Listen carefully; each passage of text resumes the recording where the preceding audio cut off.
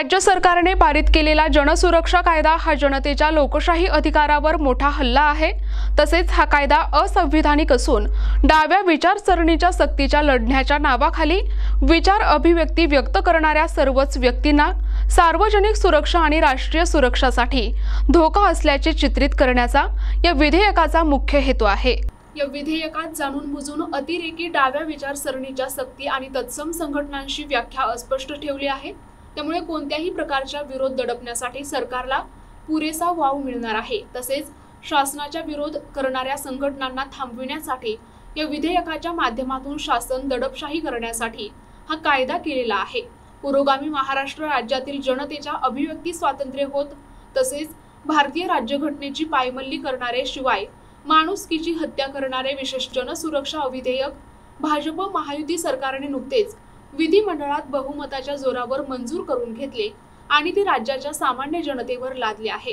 मुळातच या जनसुरक्षा कायद्याच्या आडून दलित, आदिवासी, कष्टकरी, श्रमिक, कामगार, महिला, शेतकरी, युवक, विद्यार्थी आणि राज्यातील फुले शाहू आंबेडकरी तसा वंचित घटकातील जनसंघर्ष संघटित करणारे पुरोगामी आणि डाव्या विचारसरणीच्या पक्ष संघटनेच्या हेतू पुरस्कार टार्गेट करून अर्बन नक्षलवादी ठरवण्याच्या या सरकारचा डाव आहे। तेव्हा या जटिल काळ्या स्वरूपाच्या महाराष्ट्र जनसुरक्षा विधेयकाला विरोध करण्यासाठी तसेच हा कायदा रद्द करण्यासाठी सर्व सामाजिक संघटनांच्या वतीने तहसीलदार मार्फत राज्यपाल महोदय महाराष्ट्र शासन यांना विनंती करत आहे।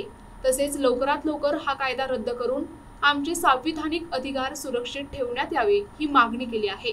आणि संपूर्ण महाराष्ट्रात सर्व सामाजिक एकता मंच, काँग्रेस पक्ष तसेच विविध संघटनेच्या माध्यमातून आंदोलनाचा इशारा देण्यात आलाय। सामाजिक एकता मंच आणि काँग्रेस पक्षाचे आणि सर्व सामाजिक संघटनेचे पदाधिकारी कार्यकर्ते यावेळी मोठ्या संख्येने उपस्थित होते। मी योगेश रामटेके, संयोजक सामाजिक एकता मंच। आज आम्ही दिनांक 25 जुलै 2025 ला आमगाव तालुक्यामध्ये आमगाव येथे तहसील कार्यालयामध्ये सर्व सामाजिक संघटनांच्या वतीने महाराष्ट्र सरकारने 10 जुलै 2025 ला जनसुरक्षा विधेयक पारित केलेला आहे आणि हा जनसुरक्षा विधेयक असंवैधानिक आहे, संवैधानिक अधिकारांची पायमल्ली करणारा आहे आणि त्यामुळे आमचे हक्क आणि अधिकार हे कुठेतरी म्हणजे त्यांची पायमल्ली होणार आहे। आणि त्यामुळे आम्हा सर्व सामाजिक संघटनांच्या वतीने शासनाला आमची विनंती आहे आणि माननीय महामहिम राज्यपाल महोदयांना सुद्धा विनंती आहे की त्यांनी हा विधेयक लवकरात लवकर रद्द करून आम्हाला न्याय द्यावा हीच विनंती। धन्यवाद। मी पिंकेश शेंडे, अनुसूचित जाती उपाध्यक्ष आमगाव काँग्रेस कमिटी। आज आम्ही सर्व काँग्रेस कमिटीतर्फे माननीय तहसीलदार मॅडम यांच्या मार्फत जिल्हाधिकारी व राज्यपालांना आम्ही जो आता सरकारने जनसुरक्षा कायदा जो पारित केला आहे त्यांच्या विरोधात आम्ही निवेदन दिलेलं आहोत। कारण की हा कायदा आदिवासी दलित समाजासाठी व सर्व बहुजनासाठी हे कायदे घातक असल्यामुळे ह्या घाताने आम्हाला खूप अडचण येणार आहे। कारण की ह्या कायद्यामुळे कोणीही कोणाच्या विरोधात बोलू शकत नाही, म्हणून हे कायदे महाराष्ट्र सरकार आम्हावर लादत आहे। आणि हे आमची नम्र विनंती आहे सरकारला की त्यांनी हे कायदे रद्द करावे। रद्द केला नाहीच आम्ही तीव्र आंदोलनाचा इशारा देत आहोत। मी रामेश्वर श्यामपूर तालुका अध्यक्ष काँग्रेस कमिटी। आता जो पावसाळा अधिवेशनमध्ये जो जनसुरक्षा विधेयक जो विधानसभेमध्ये पास करण्यात आला त्याचा आम्ही निषेध करतो।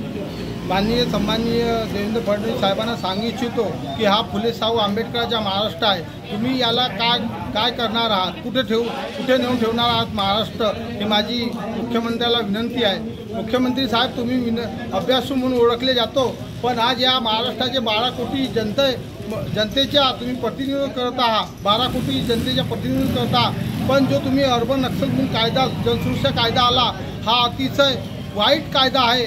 जो नागरिकाचा जो हक्क आणि अधिकार आहे संविधान मानपत मिळालेला आहे तो तुम्ही आमचा हक्क अधिकार हा हनन करत आहे। कुठे नेऊन ठेवला आहे महाराष्ट्र। आज प्रत्येक गावामध्ये खेड्यातल्या शाळा बंद केल्या जात आहे आणि प्रत्येक गावामध्ये बारची दुकान चालू करण्यात आहे। अशा प्रकारचा महाराष्ट्र आहे का फुले शाहू आंबेडकरांचा, याच्यावर तुम्ही विचार केला पाहिजे अशी माझी विनंती आहे। प्रतिनिधी राधाकिशन चुटे, NTV न्यूज मराठी, गोंदिया।